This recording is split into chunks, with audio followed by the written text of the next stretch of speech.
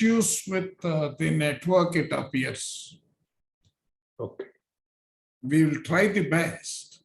If you, am I audible at least? Yes, sir. You are audible completely. Okay. Then let me take it to the next one. Why is my system behaving like this today? I don't know. I don't have an answer.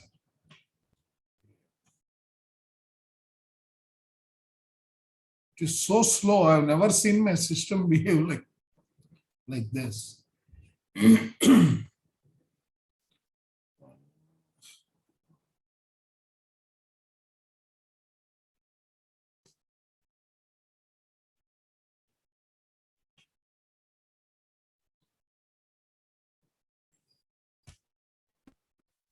Look at the speed.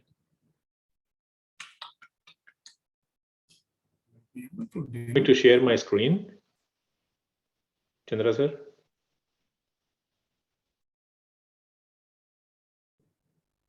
I mean, I couldn't hear one word. No, you want me to share my screen? Wrong suddenly today. Yeah, you can probably play the deck that I sent you. Yeah, if you can stop sharing it, if you want me to, I can share. The only thing is, yeah, I'm going to stop the sharing. Yeah, that will be better, Ashok. Yes, you guys are able to hear me, right? Yeah. Yeah, that would be better. I know Murphy's law and its impact on our what happened. Can you see my screen? Yeah. Yeah, but you have to put it in slideshow mode, Ashok. Slideshow mode. You have the buttons at the bottom, right? You click on the slideshow there. Yeah. So there will be a number of clicks that you may have to. Yeah. Why is the animation and all coming? That should not come like that. I'm seeing two screens here.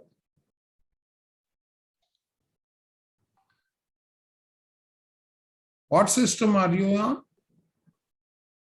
I am on my laptop and Windows, right? yeah. I don't think this is slideshow.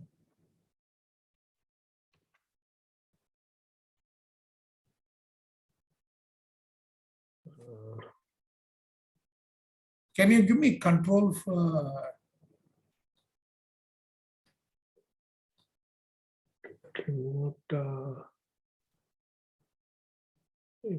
Yes, sir. Yeah. Now, if you give me control, this is Yeah, slideshow mode. Yeah, that's what I did. Well, why is it coming like this?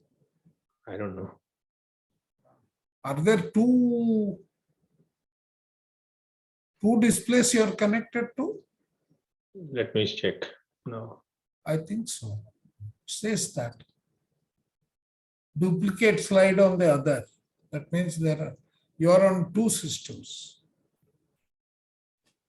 Okay. Let me project it from here. Let's see. Let's hope that things will work fine. Yeah. Just stop your sharing. Okay. Yeah, that's sharp.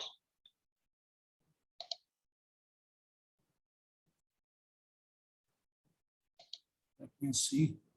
If things don't improve, I'll probably hand over the session to Parameswaran sir, and tomorrow I will take it up.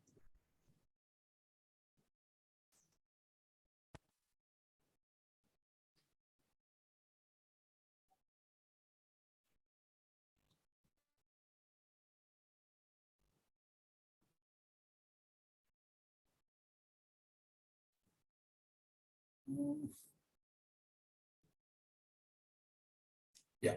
So shall we try? We'll try for 2 minutes. If it doesn't work, then Parameswaran sir, I will request you to take my session today. I will take your session tomorrow.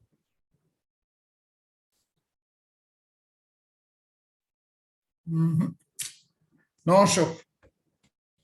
I think I will request Parmeshwaran sir to take today's session.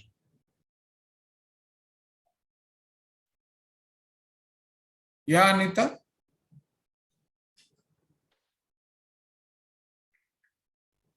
Anita, you're telling something. Can't hear you.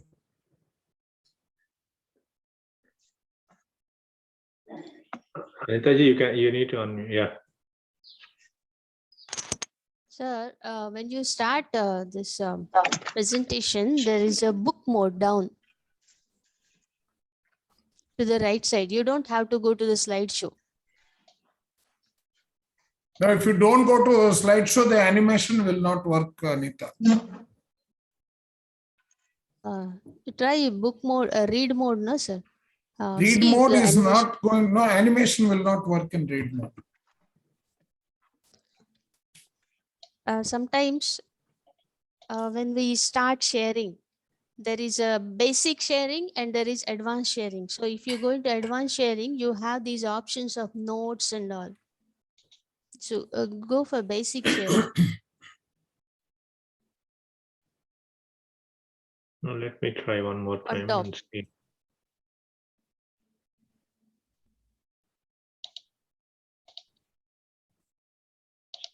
Let me check one more time and see, sir.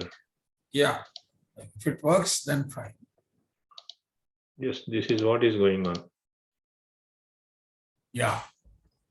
Right. So let us go to the beginning of this slide. But where is the anime? Yeah. Right. Yeah, sure. Let's start, and we will start with a very small movie. You can you can't click that, Ashok. No, it won't work because that movie is only on my system. Okay. So I will explain the movie maybe. Yeah, sure. Go ahead, sir. See, there's a professor who enters a class, pulls out a $20 bill and says, "Who wants it?" Everyone raises their hand and says, "I want it." The entire class, the class of about 12 or 15 people. Then he says, "Okay, I will give it to you, but let me first crumple it." And he crushes it. And then says, "Who wants it?" Everyone raises the arm without exception. The next thing he does is he takes the crushed note, opens it up completely, throws it on the floor and stamps on it. And then says, "Now please tell me who wants it." There's a lot of dust and all on his foot, which is stuck to the shoes. Now, he says, "Now still who wants it?" After I put so much junk on it. Everyone raises their arm and they say, "We want it." If they say we want it, then he stops, picks up the note, cleans it, puts it back in his pocket, and he says, "I've just taught you a very important lesson in life.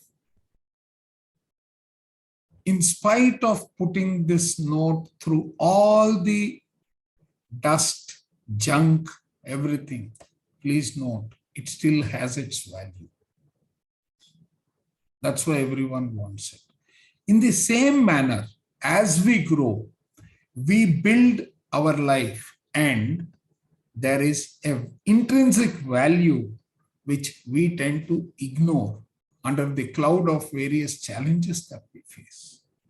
We should always remember that. Ashok, let's move forward.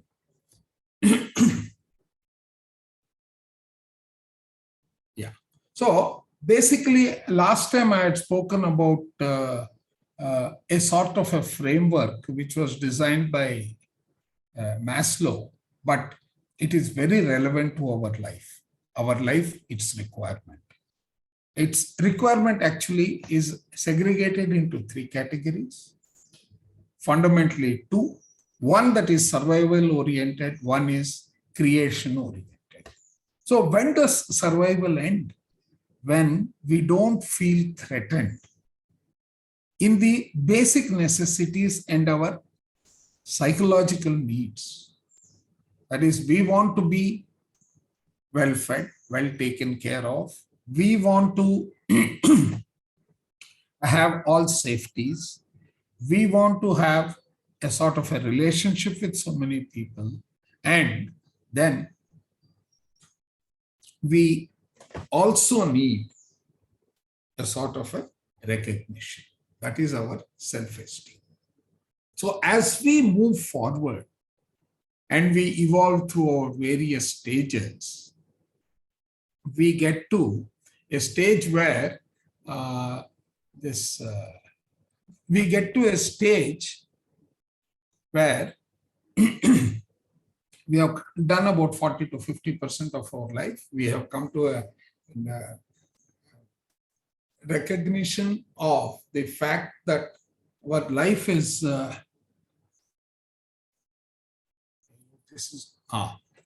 So we have come to a stage where we have evolved, we have grown up, we have come to having a few of the activities which has actually shaped our comfort zone. We have created a model, a mantra for success based on our temperament, our belief system, our experiences, our confidence, and that way we are now in the flow. When I say we are on the flow, we don't have any sort of a disturbance. We are comfortably settled. We are not having any worries about our existence. We are having a status in this society.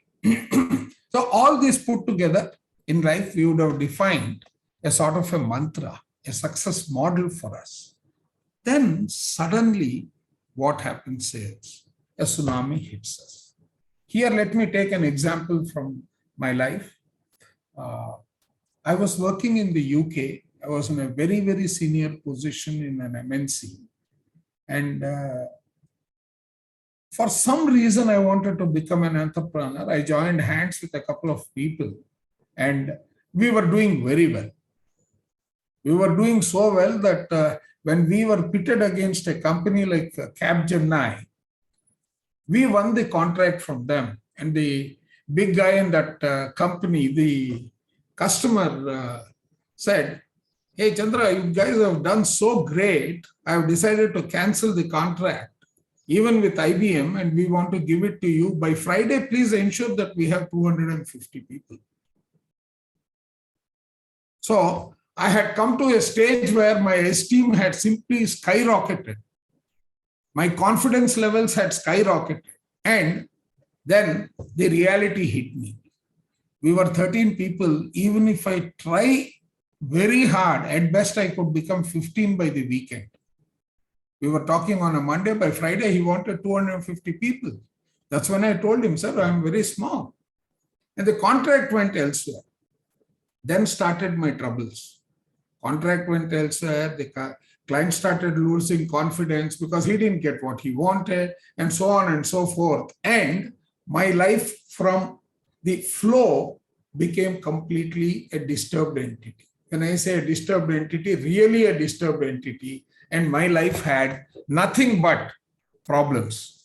So from the happy, contented, calm, relaxed, enthusiastic, excited, and a proud guy, I overnight became a sad, bored, fatigued, anxious, angry, lonely, regretful. And at the same time when that happened, my partners who supported me financially, they said, "Chandra, tomorrow is the last day, we are stopping this."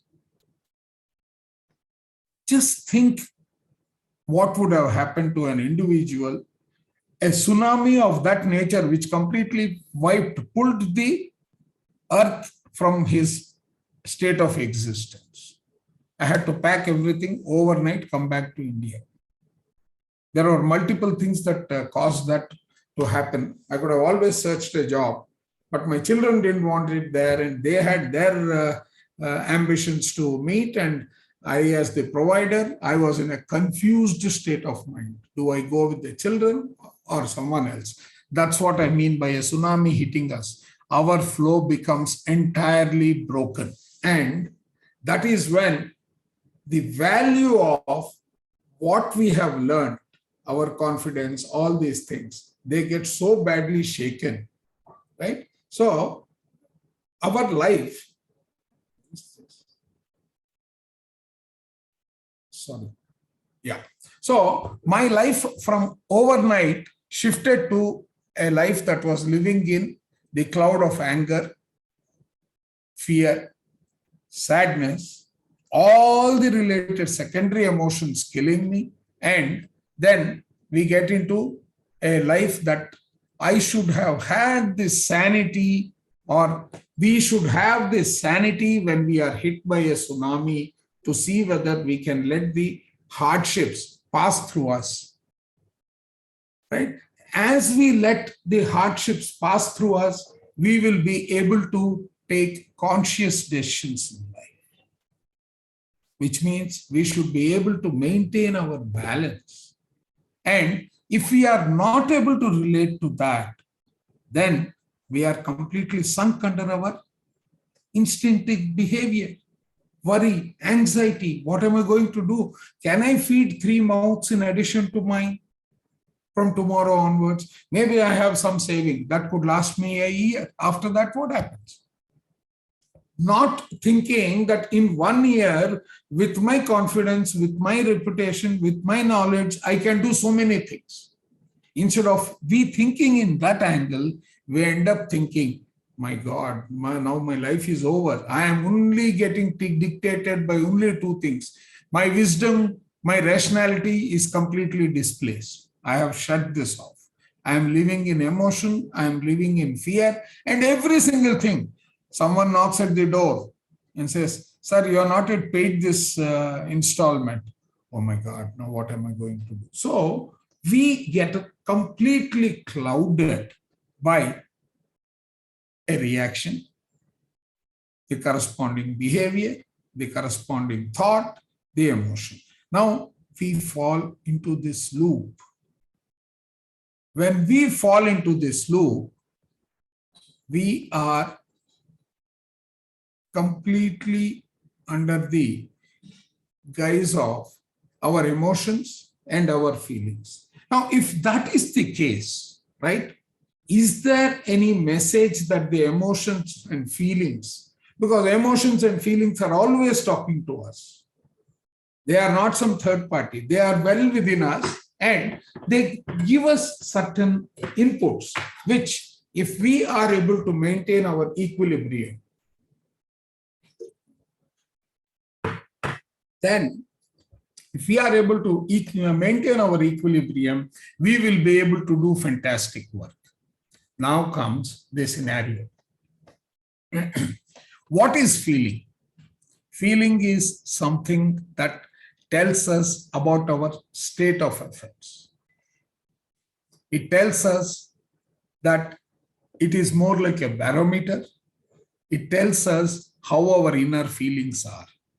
What are our inner processes communicating to us, right?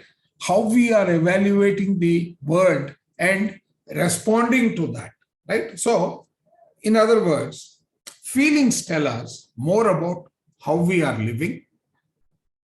Is there something right? Is there something wrong? It has that discreteness to differentiate between the two. It tells us that our emotions are important. They need to be managed. It tells us that we have an attitude. Our feelings are dictated by our attitude. Then it talks about what could be the potential dangers that are going to come up in life and how ready should we be and how are we going to survive.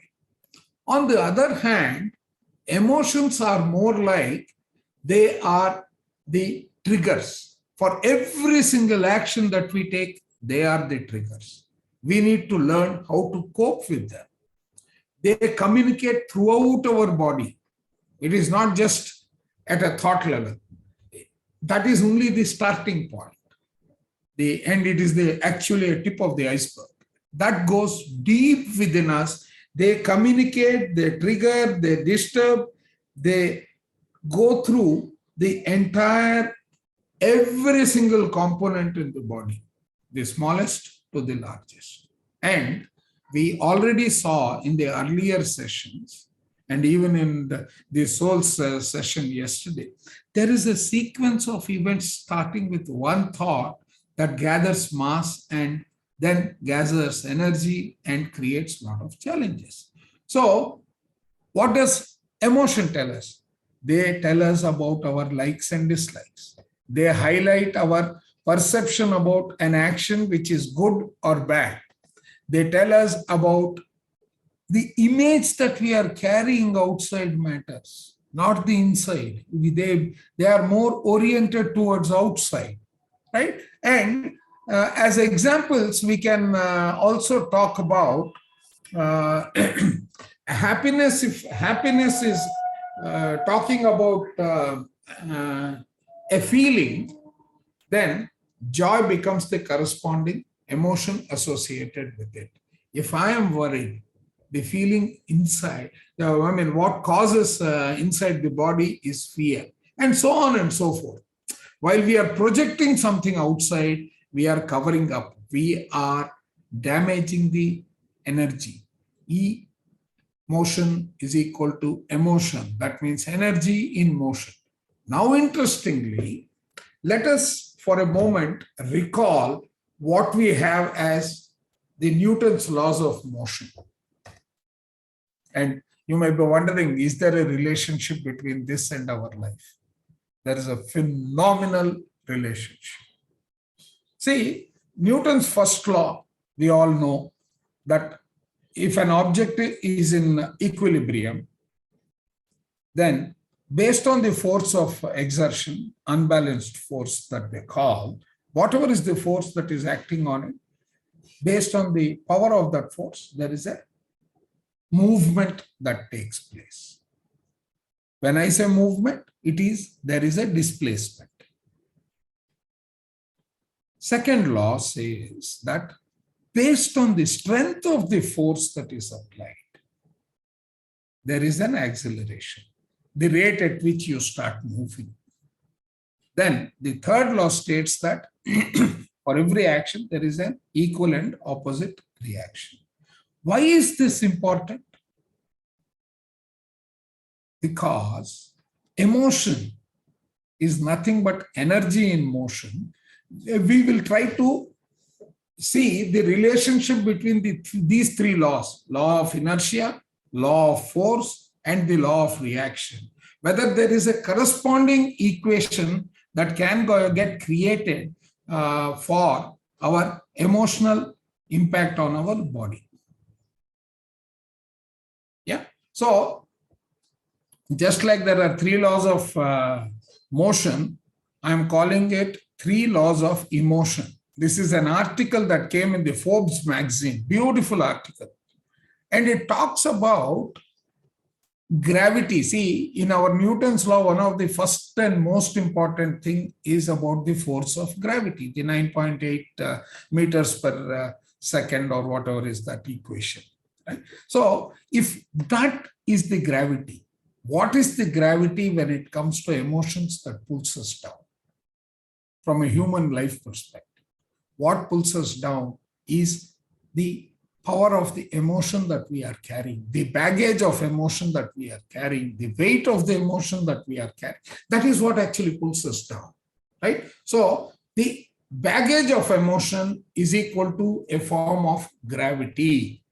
And we know what goes up has to come down. So the gravity will always keep us pulling down unless we keep that in balance. So let us see the three equations pertaining to energy or emotion, right? So the first one is a body at peace remains at peace, and a person who is emotional will remain emotional unless influenced by another force. His equilibrium will get disturbed. His homeostasis will get disturbed. Keep that in mind. So what are these forces? Let us try to plot a graph. On the y-axis, you have the emotional equilibrium. And on the x-axis, we have the force or those that are active. Now this force is equal to either peace of mind or chaos. That's why we are calling it Zen or chaos. The power of the force, the moment chaos increases, equilibrium bends towards the direction of the force. As long as Zen is under control, that is your peace of mind is under control, it acts as a stoppage of your falling for the force. That means you are able to manage the force. So this is the first law of emotion. What is the second law? Right? The second law now talks about, that was inertia and movement by virtue of the emotional force. Here we are talking about the acceleration. A person will be moved to an emotional response when emotional forces are thrust upon them with a sufficient urgency and intensity. As it is, emotions are very short-term but a high intensity. Now, we need to see how we can and how it is going to impact us. So if I take my motivation to do something and the depth of my feeling for that activity, I have gone very enthusiastically to my office and everything is fine. I am also very enthusiastic because evening I am going out with my family. But after going to the office, something happens in the office. Some force gets exerted. I may call it politics, I may call it advertising, I may call it need of the hour, I may call it the dependency of the organization on you, whatever it is, right? The boss comes and tells you, hey guy, you are great, you are doing wonderful for the company. You know what? We are now stuck with a serious situation. And the situation is such that, we can't do anything. You are the only person. And if you want to take it up, we can save ourselves, right? Now, I am charged. So I call up my wife and tell her, you know what? Can we postpone this for about 3-4 days? This is the situation and I am taking up the ownership of doing it. Fine. I am highly motivated. The triggered feelings are nil because my wife has accepted. Now comes the other side of it. I go to the office and the boss says, every time I tell you something, you are always doing things that are wrong. So today I'm giving you this bunch of work. Whatever is the time, unless you complete it, you cannot go. You don't go home. Now what happens? You are filled with negative thoughts. Your motivation has gone to the negative side. Your depth of feeling has gone to the other side. It is not in control, right? So you start behaving in response to the pressure that is getting exerted by the situation. The situation could be imaginative, it could be realistic, doesn't matter. So we need to take cognizance of the second law of emotion. And what is the third one? There is always an equal and opposite reaction. So instead of responding to an emotional pressure, we start reacting to it. We start buckling under it. So now what happens? There is an action. That action corresponds to a reaction. Now, you please understand why this is important. An action, suppose I eliminate the friction that comes, the resistance that comes, what happens to your action? It is as good as the same and equal to your friction. So when there is no friction, there is flow. When there is friction, there is resistance. Now, this, if we take from the importance to life, right, it establishes a simple fact that we can either be with friction, causing problems for ourselves, creating energy imbalances within the body, or you let it flow. it is wiser to always take the approach of eliminating the friction or keeping it minimalistic so that the flow can continue. This is another important lesson, right? So in the build-up of the equations, these are going to act as foundations, right? Now, our objective in life is to define our life in terms of what is happiness. And one portion of happiness happens to be the emotions and the vibration. There is a relationship between this and the food that we consume. There is a relationship between this and our ability to manage based on the 3 laws of emotions and also based on our experiences, right? And this actually brings me just to bring the awareness, because once we have built this and people have done the exercise that has been requested for, we can then segregate our reactions and responses and redefine our equations for life, right? So now that this brings me back to what I wanted to convey in terms of the preparations. Next week onwards, it is going to be more practice. So please have your corresponding situations available and ready for us to take forward. Yeah. So that's where I would want to hand it over to our Sneha madam to take us through the meditation. And once we are very clear on this, we will then, after the meditation, we will have a couple of rounds of question answers. The examples of how this can be applied to our life, I will give a couple of examples from my life itself, right? And then we will have your equations set up for each individual one. Please remember, the equations will not and never be the same for each person. We need to understand ourselves to that depth to be able to manage. There could be lifetime, our identity related, there could be our work environment related challenges, there could be what we define as our contentment and what is our difficult times. Okay. Thank you so much for patiently hearing. Wherever I have not been able to clarify, question answers will clarify. Thanks, Neha. Take it over.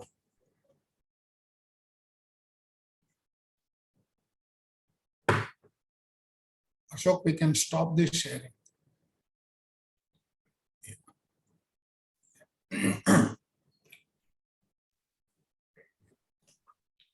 Is Sneha is going to take over from here, sir?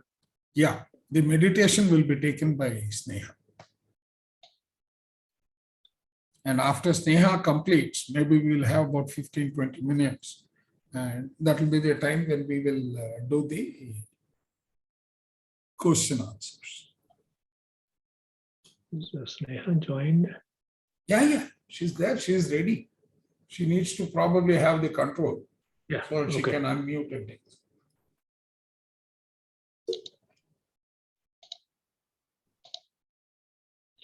Yes, Neha ji, you can go ahead. Thank you, Ashok sir. Thank you, Chandra sir, for the wonderful wisdom.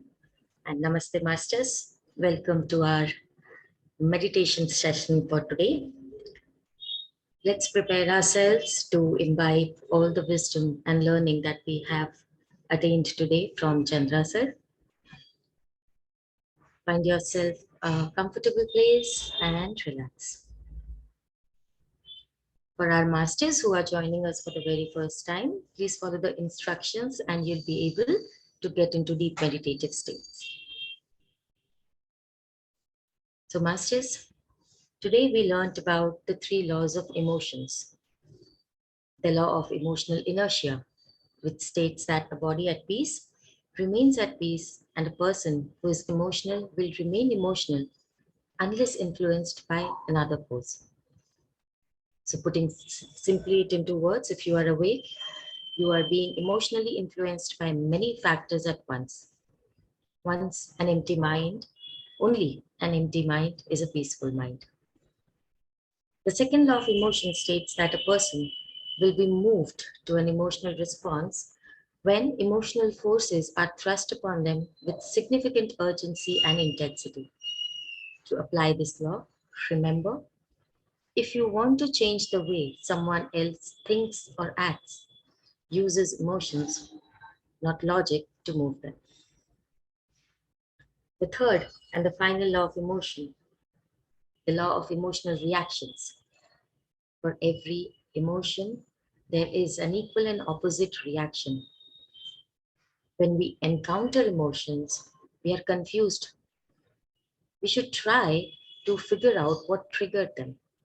If we can do that, we will be better able to shift the emotional inertia and move in new directions. Let's put into practice what we learned from these three laws of emotion. Our last meditation was listening to our emotions. Today, we take it a step ahead.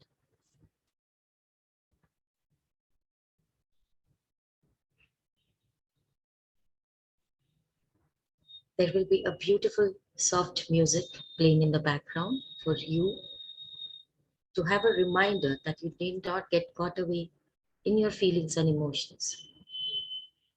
This is a beautiful practice to turn towards the emotions, release them, and move ahead. Today's meditation is titled Turning Towards. So get ready and relax.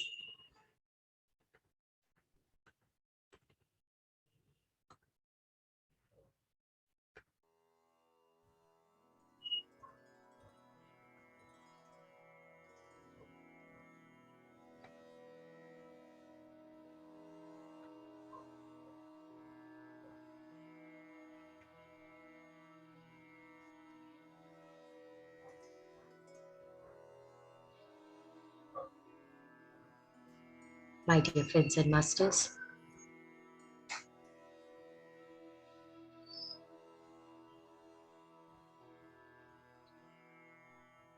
today's meditation is titled The Turning Towards Meditation.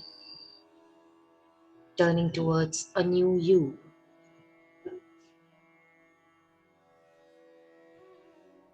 It's a 5-step process, beginning with awareness and kindness.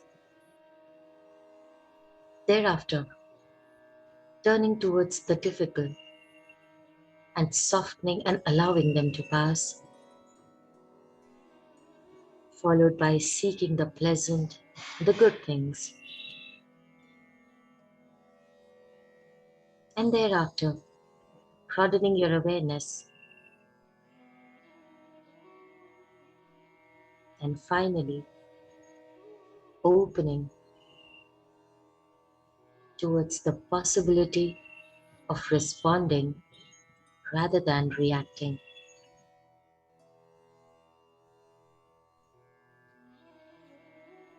If at all at any point of time you feel overwhelmed,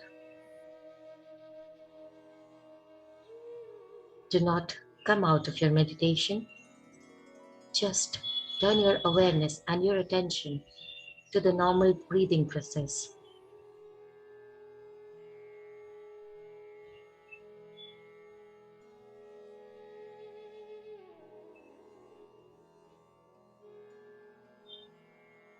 Acquiring a very comfortable posture.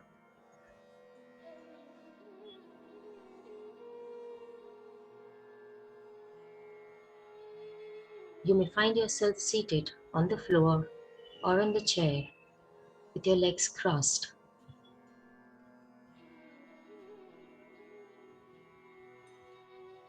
If sitting on a chair, you may cross your legs at your ankles,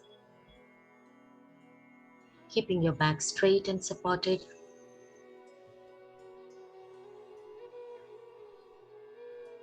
Your palms clasped, fingers into fingers, and your eyes gently closed.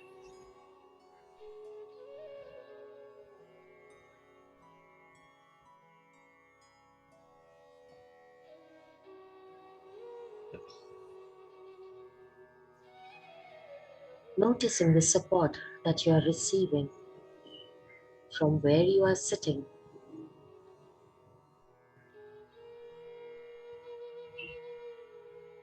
Notice your contact with the floor and how your back is supported, how your arms and hands are resting.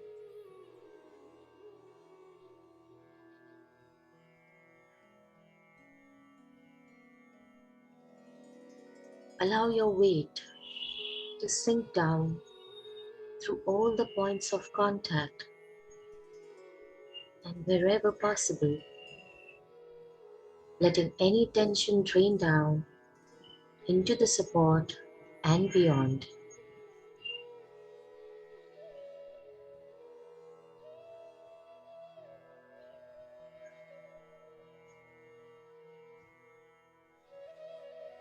Letting all the thoughts or any images pass by.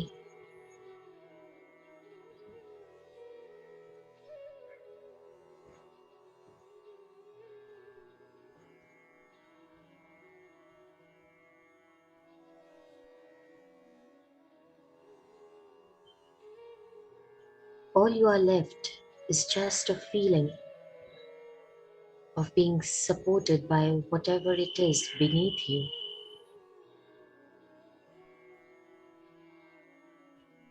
Take a moment and notice this support that you are receiving.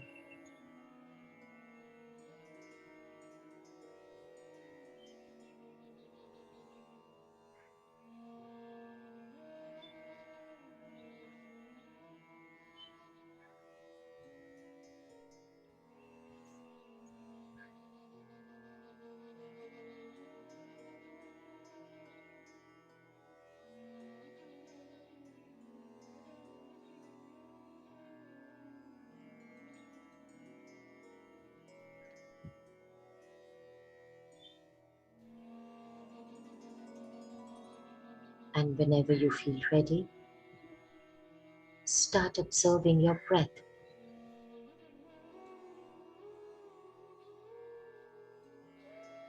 Noticing how the whole body expands a little on the in-breath and relaxes a little on the out-breath.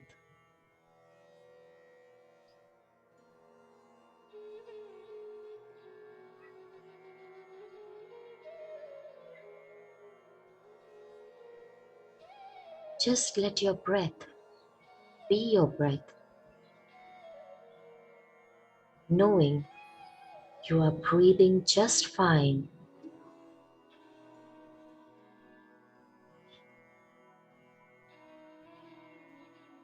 Allow the breath to be just as it is, letting the breath just breathe itself.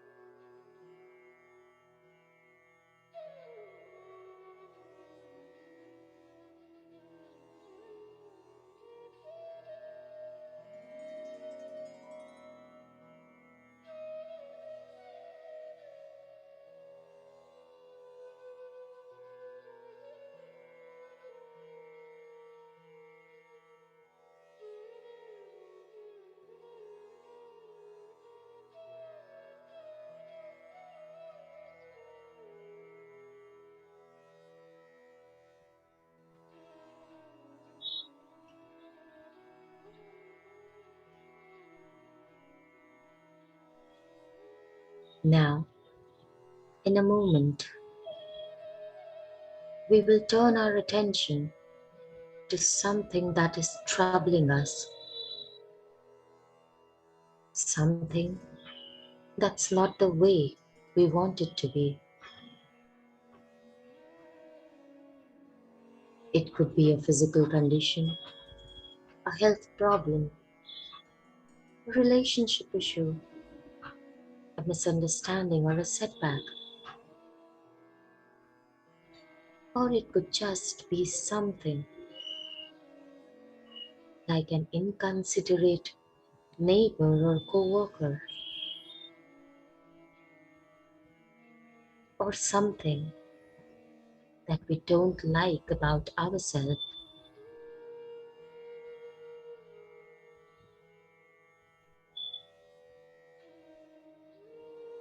Take your time and do this identification.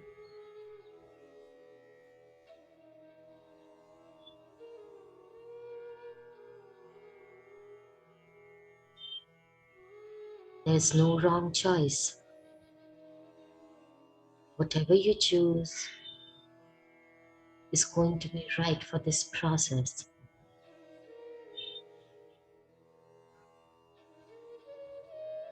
It's all about letting yourself get a sense of what you could choose to work on, and just pick one.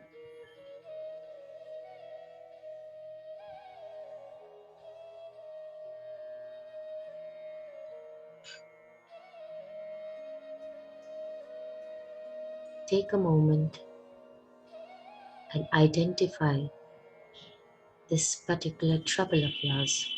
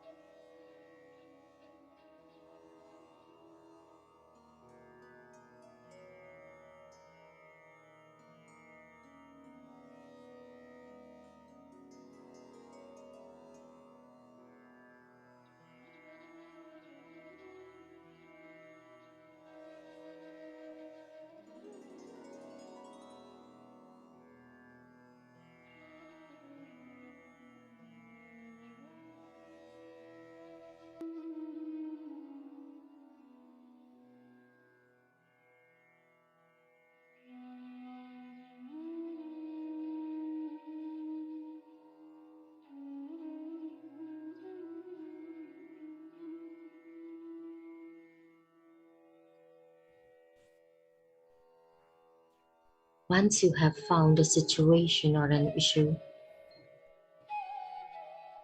see if you can identify the feeling, the emotion about the situation. Be attentive and identify the feeling.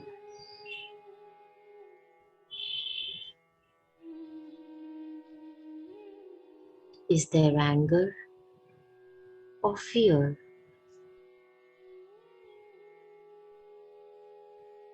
Is it a confusion or a sadness? Or is it impatience? Just identify with the feeling. Do not get attached.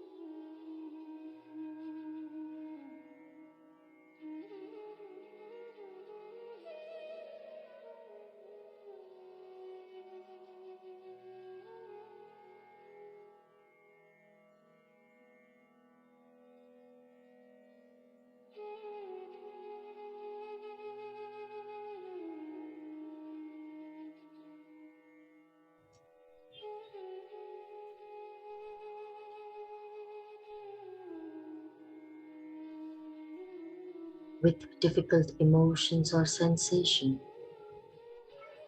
It's normal for you to want to move away from them or to push them away.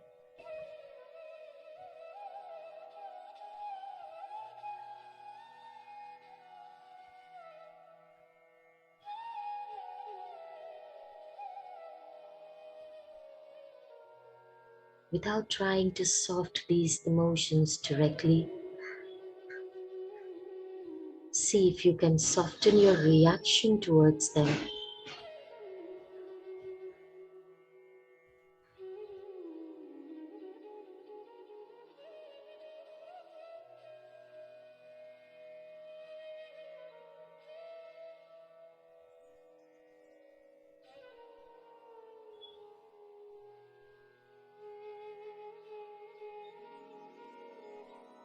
You may not like what you are feeling, but is it possible to accept that this is what you are feeling right now?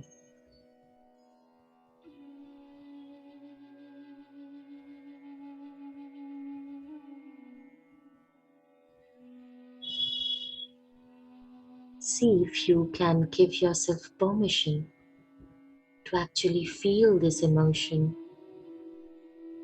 and allowing it to be there with kindness.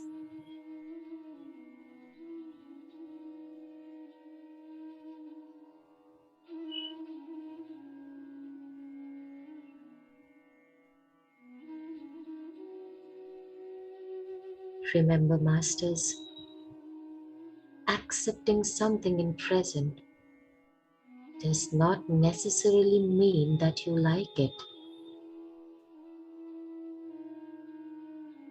This is a process of softening your reaction and allowing that reaction to be there.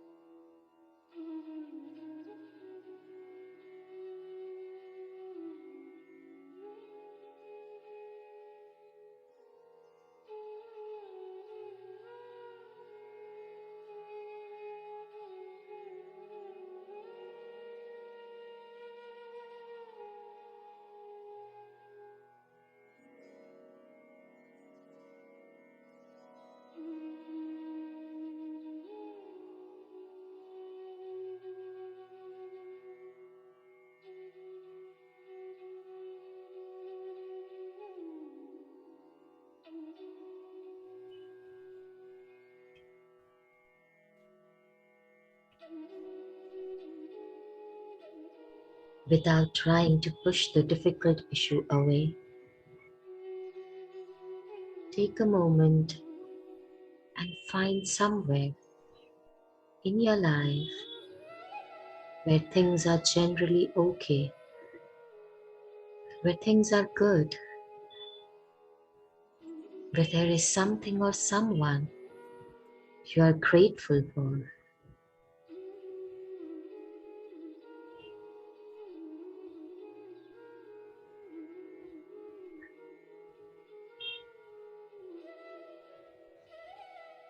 Just let it flow into your awareness feeling the sense of gratitude and warmth, and noticing how it affects your whole body in its wholeness.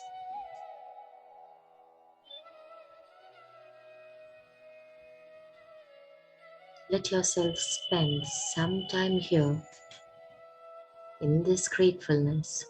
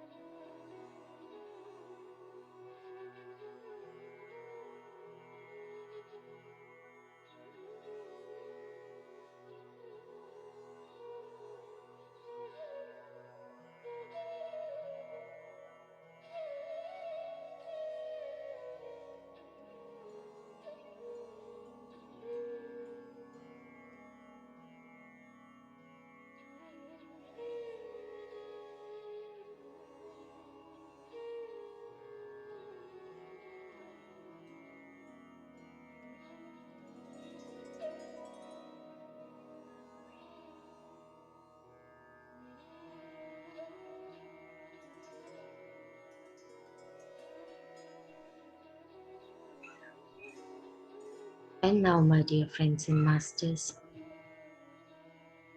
see if you can broaden your awareness, like panning out a wide-angle lens, including both the difficult and what you are grateful for situation.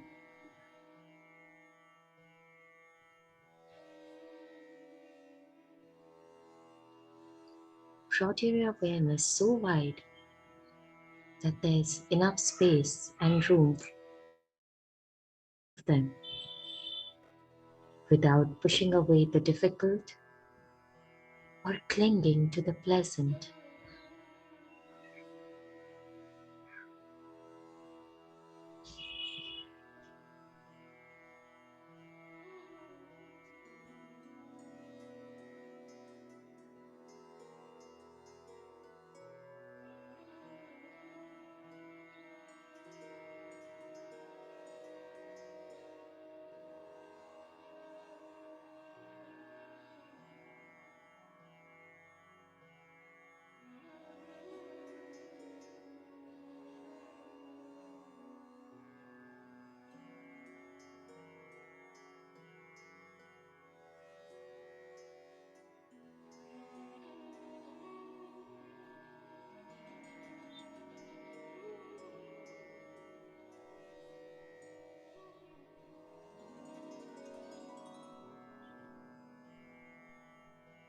As you broaden your awareness,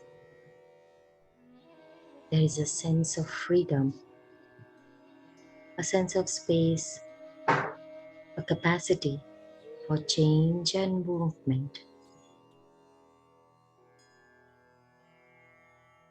Let yourself spend some time here with your awareness broadening moment by moment.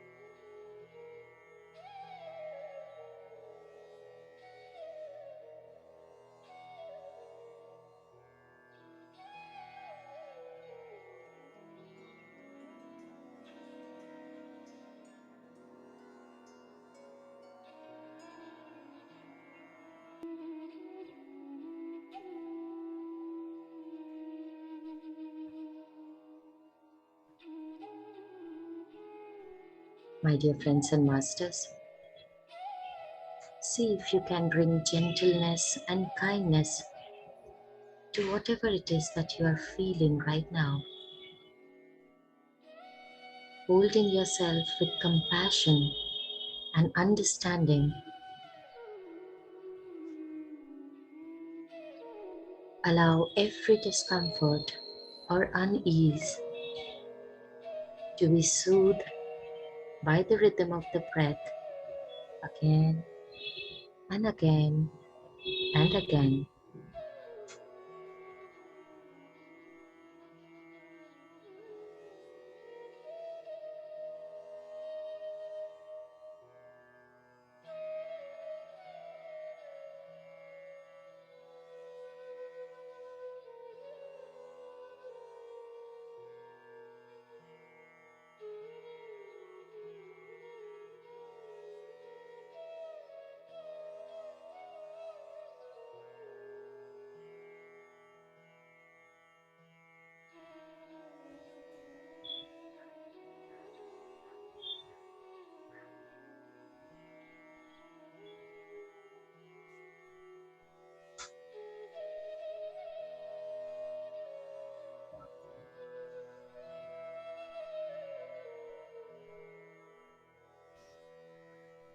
As we near the end of today's session,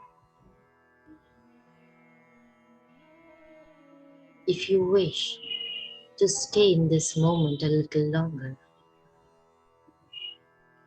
you may do so.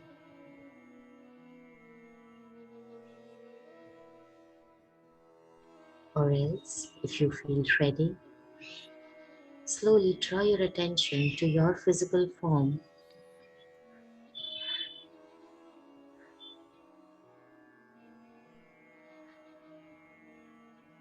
Taking a note of whatever this journey today has brought to you. Bring your awareness onto your palms.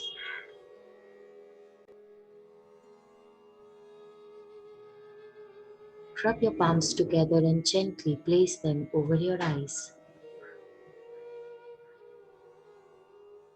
Slowly open your eyes on the count of 5, 4, 3, 2, 1, 0.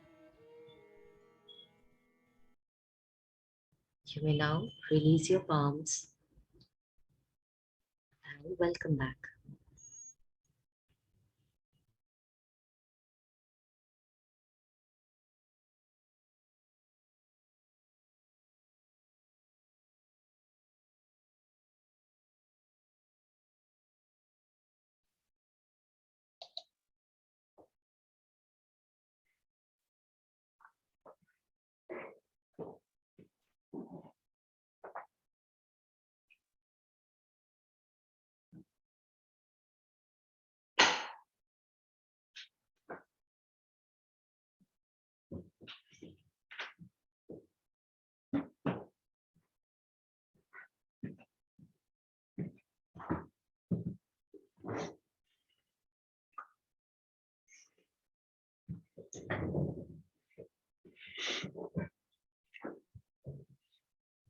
Masters, if anyone has a question or if you wanted to share any experience or any questions, yeah, please come forward and raise your hand and we can actually go through that.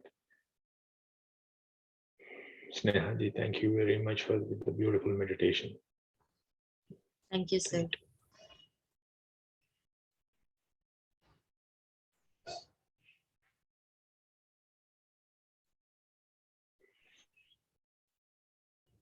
Unmute, Anita ma'am. Yeah, madam, you are unmuted.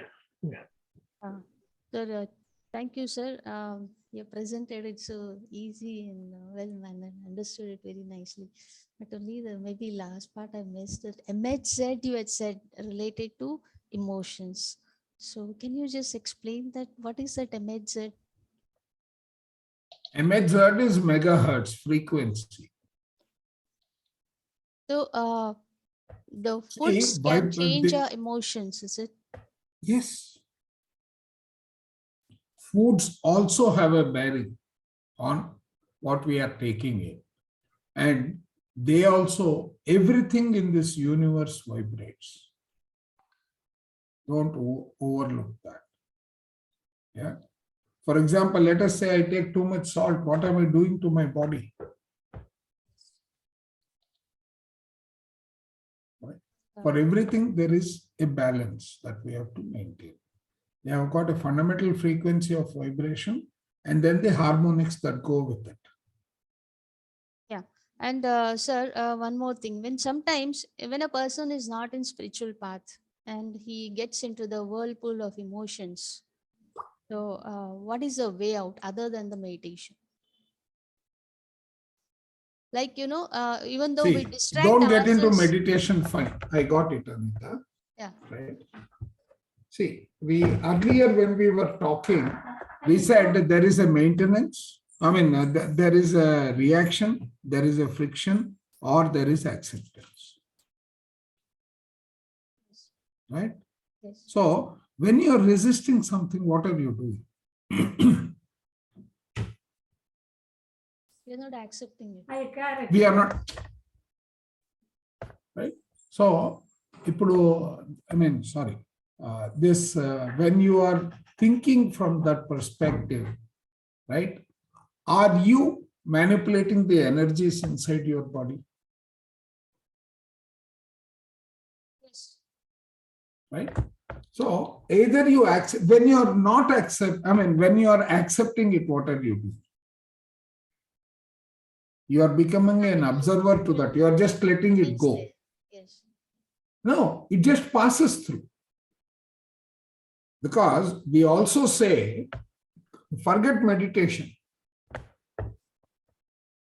Wherever your attention goes, your energy flows. But suppose you are not giving any energy to that particular thought, right? It is there. There are so many things that are existing surrounding us. We don't take cognizance of that. It just passes. It dies its natural, it takes its natural path and comes to a non-existent state. So whenever you are encountered, you see, this is easier said than done. It calls for tremendous amount of practice. Yes. See, right. For example, till I was injured in my life, my journey, right? Flying high had become a habit. Not tasting any kind of a failure. So my life, I came to this stage where I said, anything that comes, so what, let it come. I know how to manage. Then one day the weight of what came was such that I just collapsed. Right? That is when I learned that you have to taste failure for your next success. Either you can buckle under the pressure of a failure to such an extent that you never get up, or you learn a lesson from it. So that is what shapes our attitude. Our response will shape our attitude. Yes. Right? So we need to have an attitude which is acceptable to ourselves first, not others. Instead of living for the external world, that is where we start emoting. Right? While emotions are important, that's what we learned, right? On the main characteristics between feelings and emotions. Right? Emotions is what you are projecting outside. It is not what is inside. So if you are able to live in the moment, like they say, live in the moment, you don't have to be a meditator to live in the moment. You have to develop an attitude of acceptance. Yeah. You don't have to be a meditator to say thank you for learning something. So gratitude, all these that you have to learn as basic skills of existence, right, is what matters to handle any kind of a turmoil. Life is going to be ups and downs. If you are expecting life to be, then you will encounter a tsunami like I did, because I was expecting it only to be positive. I never knew that there could be something negative. Right? So that is important, that acceptance, that ability to withstand that. And when do you get that? When your lower end requirements are well taken care of. Then you will come to a position where you will say, okay, if there is a problem coming, let it come. We know how to manage it. Right? So that acceptance, that presence of mind, these are some of the important characteristics that we need to inculcate. Thank you, sir. No, thank you very much for the question.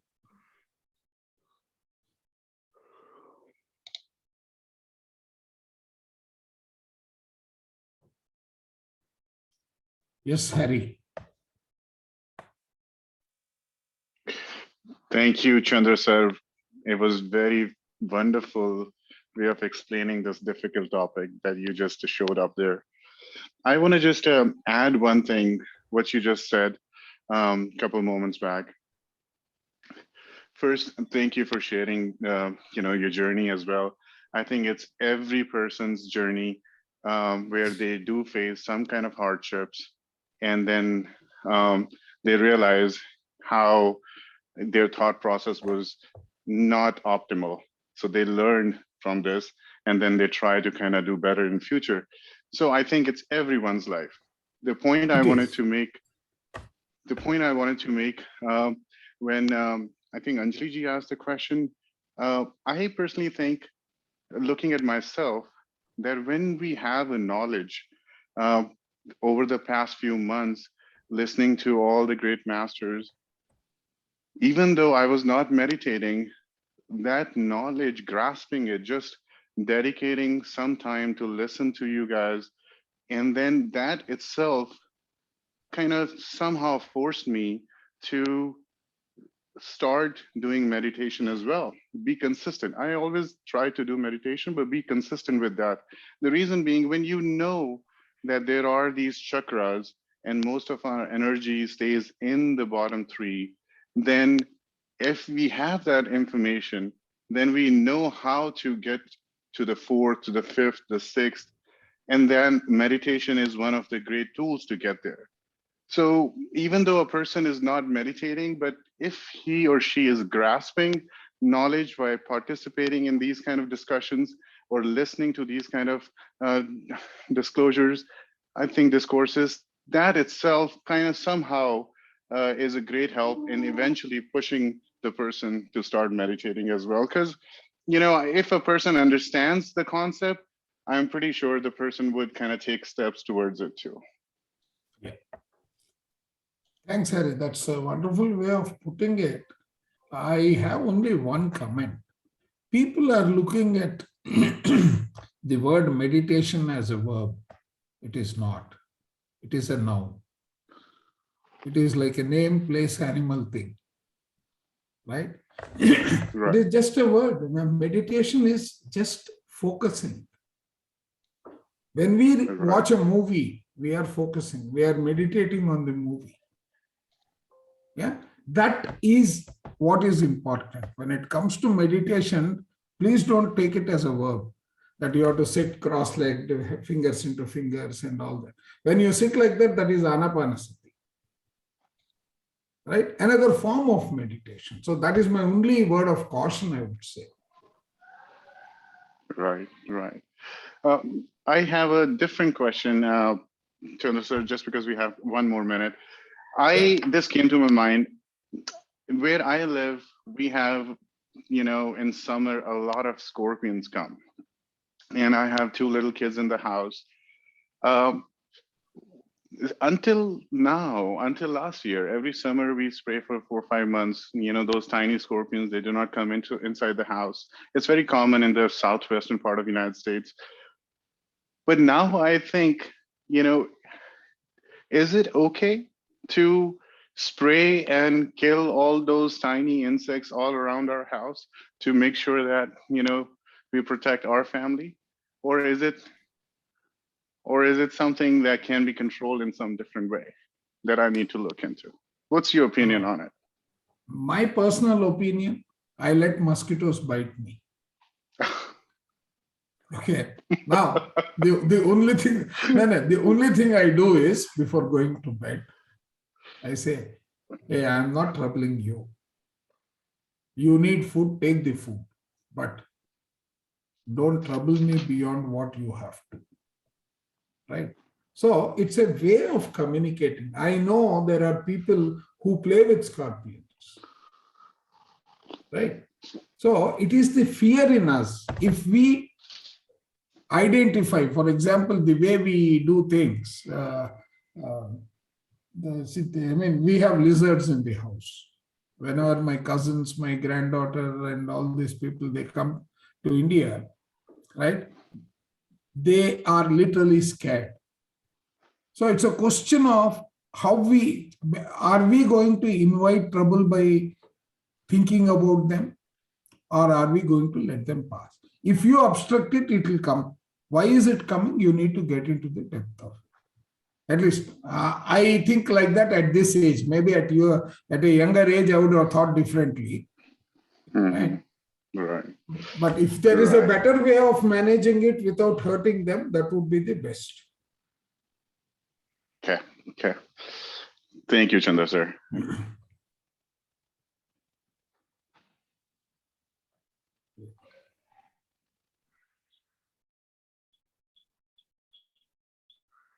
Yeah, hi Chandra sir. Yeah, Thank you so much for today's session. I was driving and I was listening today. So yeah, somehow managed it. For Thank your you. wonderful sharing. Yeah. Okay, so I wanted to answer. Okay, yeah. I wanted to give an answer for Harry sir, because I also live here in Arizona and there are scorpions crawling everywhere. It's the go-to place for scorpions. So I just wanted to share my experience. So it was happening like we have pest control is very common here. Everyone gets it done for 2 months. Just it's very common here in the US. So what happened is that one day after coming into meditation, I know all these karma concepts and everything. So there were ants also that were building, they were digging out from the hole, and I see a lot of these things. And one day when I attended a session on inner journey where this Pratima Deepti beautifully explained it, and of course, a lot of other people were also there.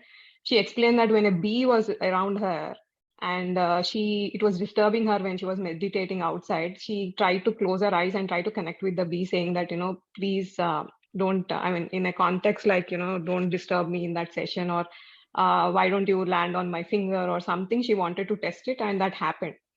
So the next day, I went and landed on a little finger. So after 2 months or something, I sat outside in meditation, and I thought, okay, see, I don't want to hurt you people. I was talking to ants and scorpion. My husband thought I lost my mind, but I said, okay, let me try it. And he said, you are lost it. I think it's better not to talk to you or something. He went inside the house in angry. So I thought, okay, let me try it. And I meditated for 3 or 4 days every day for 1 hour sitting outside, communicating with the ants that were there and also the scorpions. So because my husband was calling the pest control after 1 week. So what happened is that within 5 days or 6 days, I see the ant hills. I don't see ants there. They were completely gone. I don't know where they went. And I said, see, the ants are not coming. Why don't you stop it? And after that time, we never used pest control. I didn't see any scorpions also. Both my neighbors, they had complained, these scorpions were coming into our house, and they were telling that to my husband. And I said, I don't see any scorpions in my home. Nothing is coming inside the house, because in summer it comes. So it's been 1 year, almost 8 months, we have not used the pest control. So I think that intent is very important, and I just tried it. It worked for me. So I just wanted to share that experience with you. Yeah. Both my neighbors have scorpion issues except me. I'm sitting in the middle. Actually, if we do it properly, Pratima was also sharing in that same session. She was also sharing about sitting with her child outside. Yes. And even there, she said, don't trouble both of us. And I believe Yeah. that is what the response that she had. So there is a way, because I mean, my guru, he keeps talking to all kind of animals. He invites snakes. When he comes to our house, he says, he calls all the snakes and they come. They don't trouble us. They come, they go. Plenty of snakes. I've seen at least about 6 or 7 snakes come when he was around. Right. And he talks to trees, he talks to animals, he talks to birds. I mean, it's all probably their level of evolution that they are able to manage. So there is a methodology that can be adopted to request them not to trouble us, because we are not going to trouble them. In fact, in one Yeah, of I think it's about having that pure intention. If you really don't want to do it, I mean, I think if you have that pure intention from inside, I think that will work. that will work. So that's what I wanted to say. Yeah. Yeah. Yeah, to supplement, same thing. Right now in front of me, 1 or 2 bees are flying. Okay. Mosquitoes, ants, all are coming. So here I don't think of all those things. I never think of getting removed. I don't even think they are coming or going. My grandson will run away when this flies, and wife will shout, scream when bees are coming, etc. I keep quiet, that's all. Let it come and go like that. So as we know, energy. So the language of the universe is vibration. So if you are thinking of bees, ants, insects, all, oh, the season has come, it will come. So it will definitely come. So you know the manifestation, how it happens. So what you think only will come. I don't want mosquitoes. If you say mosquito only will come, because that mosquito thought is there, that is the vibration. So this is how it is happening. As even snake, I want.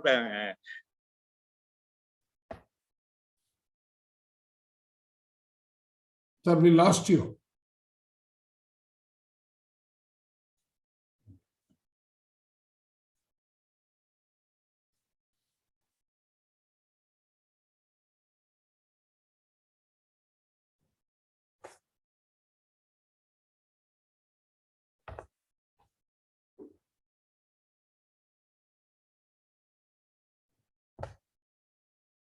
Yeah.